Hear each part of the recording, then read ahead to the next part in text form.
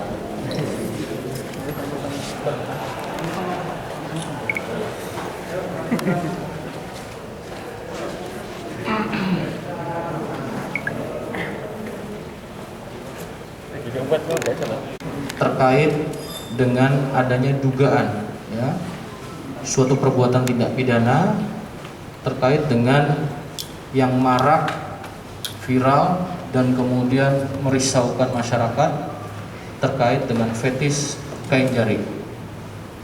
Maka dalam hal ini dari Polrestabes Surabaya akan memberikan suatu jawaban atas kerisauan masyarakat dalam wujud memberikan wujud penegakan hukum dalam rangka memberikan perlindungan, pengayoman dan pelayanan kepada masyarakat khususnya Surabaya dan pada umumnya Jawa Timur dan seluruh rakyat Indonesia. Maka dari itu kami sampaikan benar bahwasannya kita lihat bersama telah dilakukan penangkapan terhadap tersangka atas nama GA. GA perlu saya jelaskan, kita atau Polrestabes Surabaya penyidik melakukan penangkapan di daerah domisili yang bersangkutan karena masa pandemi yang bersangkutan daring atau virtual dalam perkuliahan.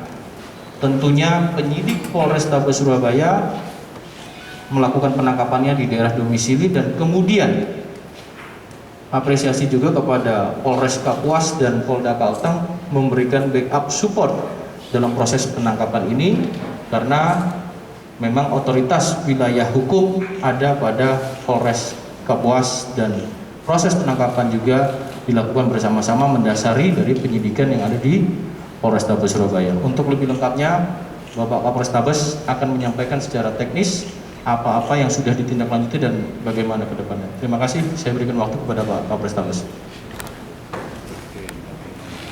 Assalamualaikum warahmatullahi wabarakatuh.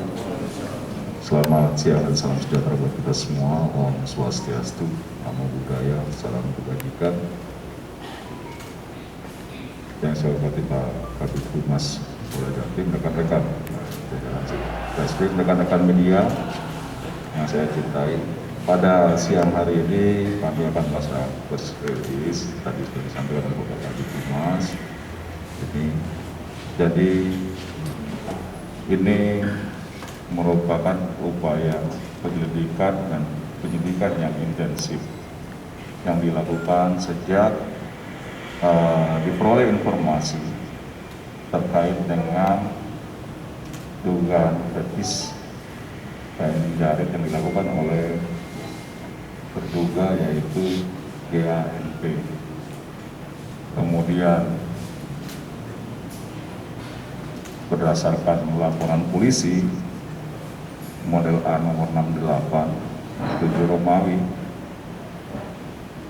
Polrestabes Surabaya tertanggal 31 Juli 2020 kita melakukan penyelidikan dan penyidikan. Alhamdulillah dalam waktu 6 hari, kurang dari 1 minggu, kemudian jajaran Satreskrim Polrestabes Surabaya didukung dengan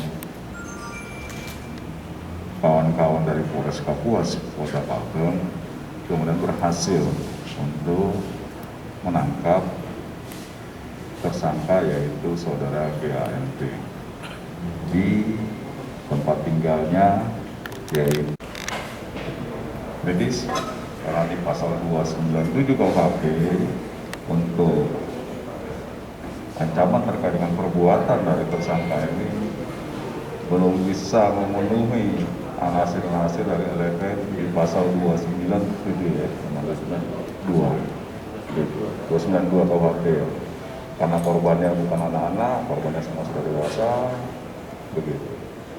Dan sesama jenis, kemudian jaraknya juga dia jauh menggunakan peralatan tadi yang ada di video kan, kemudian ditransmisikan.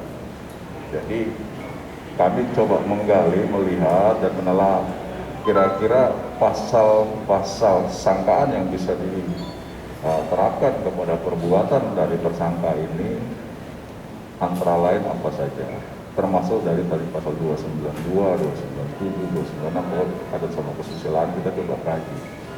Dan memang sejauh ini belum bisa untuk diterapkan kepada perbuatan tersangka.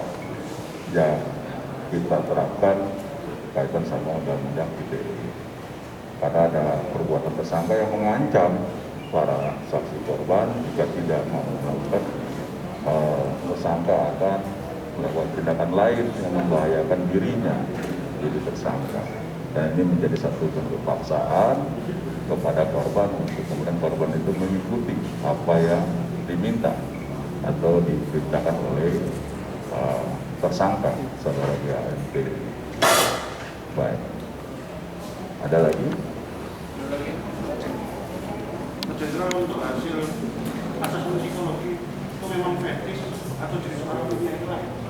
Terima kasih. Ini nanti akan kami dalamin karena tersangka sendiri kita akan lakukan pemeriksaan psikiater, ya, psikiatri terkait dengan kondisi kejiwaan dari tersangka sebagai bagian daripada untuk memenuhi anasir-anasir pasal yang kita sangkakan. Dan untuk korban kan diikat itu apa nggak ada unsur kekerasan? Diikat. Kalau kekerasan secara fisik itu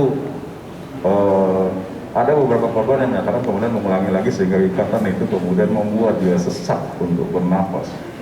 Gitu.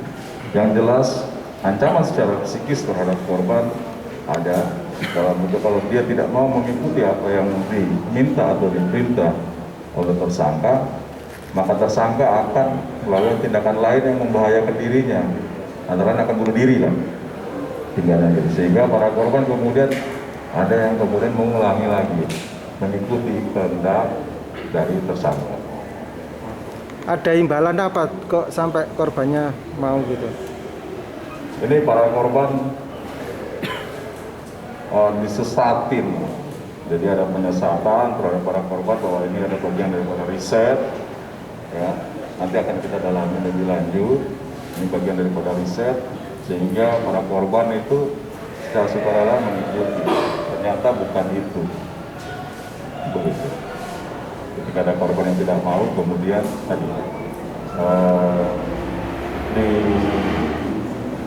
diancam, kalau dia tidak mau melakukan, dia akan tadi membahayakan dirinya tersangka, jadi dia gitu. Begitu kira-kira. Sasaran korbannya gimana? Kenapa? Untuk hal tersebut nanti kita akan lakukan pemeriksaan psikiatri terhadap tersangka untuk mendapatkan keterangan ahli terkait dengan kecenderungan perilaku seksualnya tersangka terkait dengan kondisi kejiwaan. Barang bukti bisa dilihat. Foto-foto.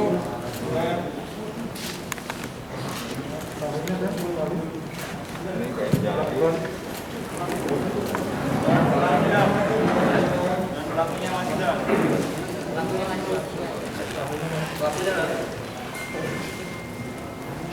Jadi ini kain jahit. Yang saya khawatir kain jahit ini biasanya dipakai mbah-mbah di desa gitu. Kalau lihat Kanan. mbah-mbah, Kanan Wakabaran. apa yang bersangkutan juga. Kanan.